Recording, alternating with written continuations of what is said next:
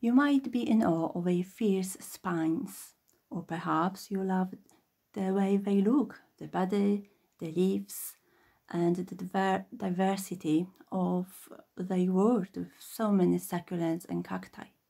Or simply you are charmed by the colors and the markings of the leaves or the bodies and different forms they come in. Or maybe you are dazed by the beautiful flowers.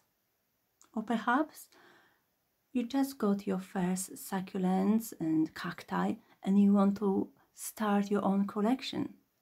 So this short video is about what you need to know before starting your cacti and succulents collection, and what I think are the easiest 3 genera of cacti for beginners. So, shall we start? The first thing that you need to consider is to provide them with the proper substrate. So you can buy already mixed potting soil for cacti succulents, or you can prepare your own. So what I use is Johnson's No. 2, then some pumice.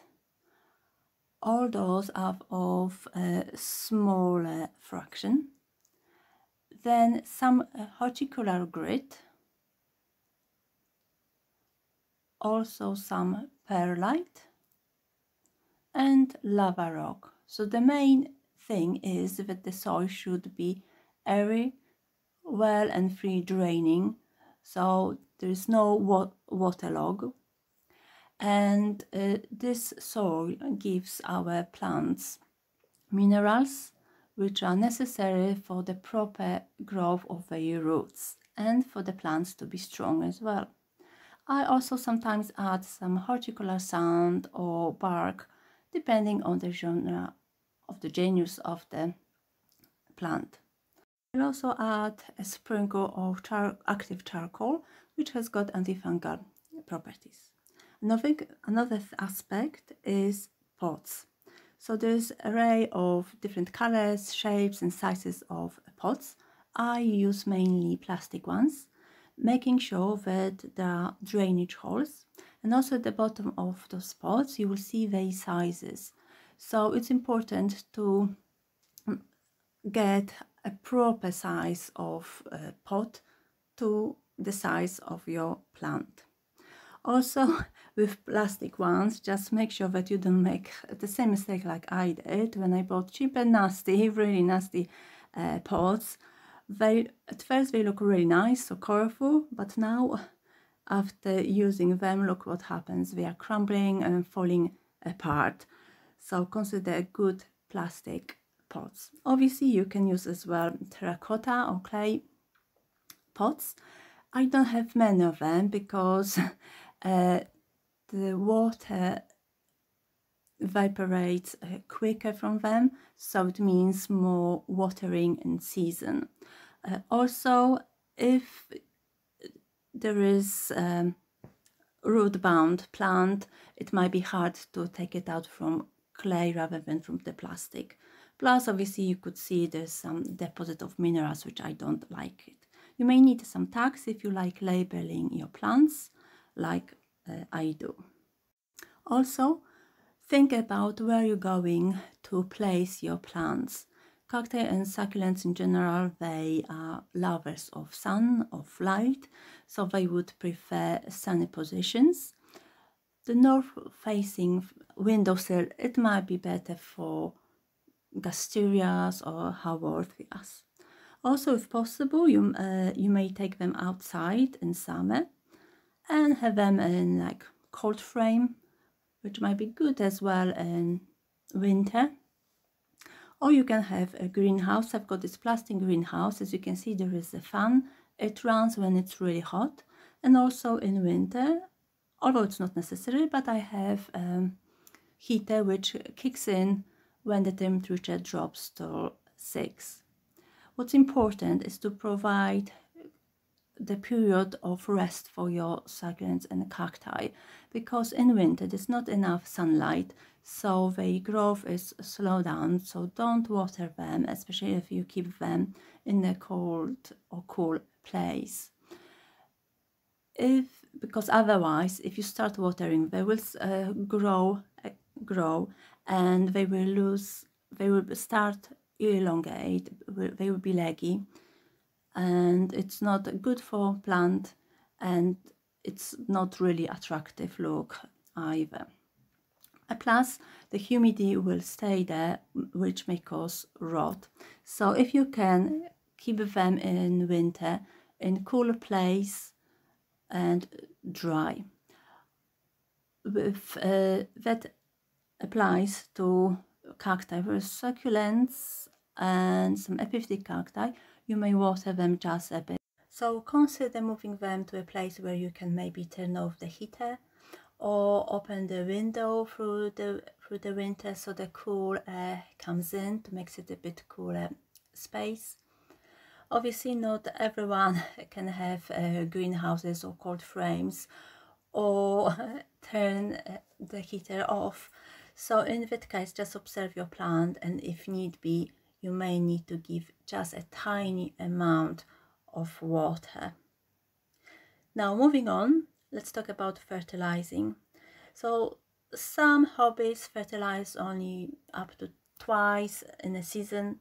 Some of them fertilize with every watering.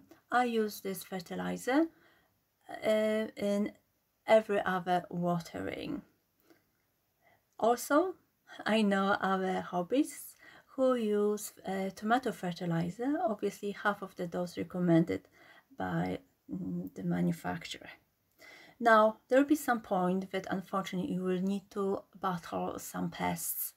So prepare yourself for that, and as you can see, I've got an array of different either chemicals, but also some natural sprays and solutions to combat those nasty pests.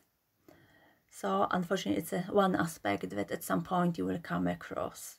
Now, how can you increase your collection? Obviously, you can buy succulents and cacti in supermarkets and garden centers, but also you can swap with other hobbyists the whole plant, or even some cuttings and root them. You can also separate a pub from the clump, or with like Geverias, Cryptoverias, etc.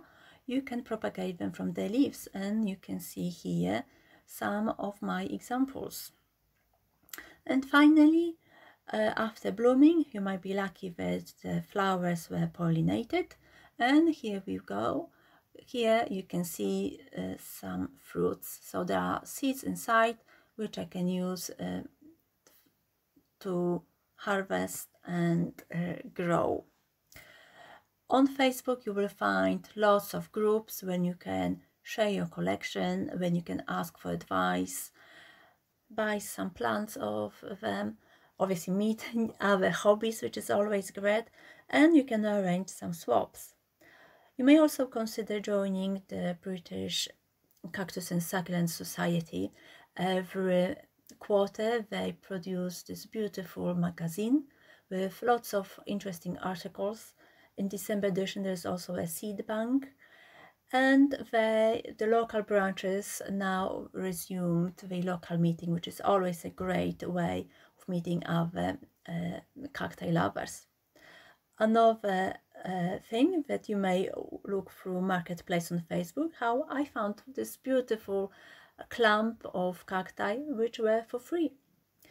Now, what are three genera of cacti which I think are best for the beginners? The first one is Mammillaria, as you can see here. It blooms with a beautiful ring of flowers. It's great bloomer and offsets quite easily as well. Another one easy to cultivate is Sarcorebutia and Rebutia. The only thing I find that they might be more prone to spider mites than other cacti. And let's not forget about my beloved Gymnocalciums, which may daze you with their spines, colors, and beautiful flowers, and which they produce really easily as well. So I hope that you found all this information useful, and I really encourage you to start this hobby. It's so relaxing and so rewarding. It also gives you the sense of satisfaction when you can see those beautiful flowers, and as I said, you can meet great people. So start your own collection of succulents cacti. With so many of them, I'm sure you'll find a plant or plants that you like. Bye.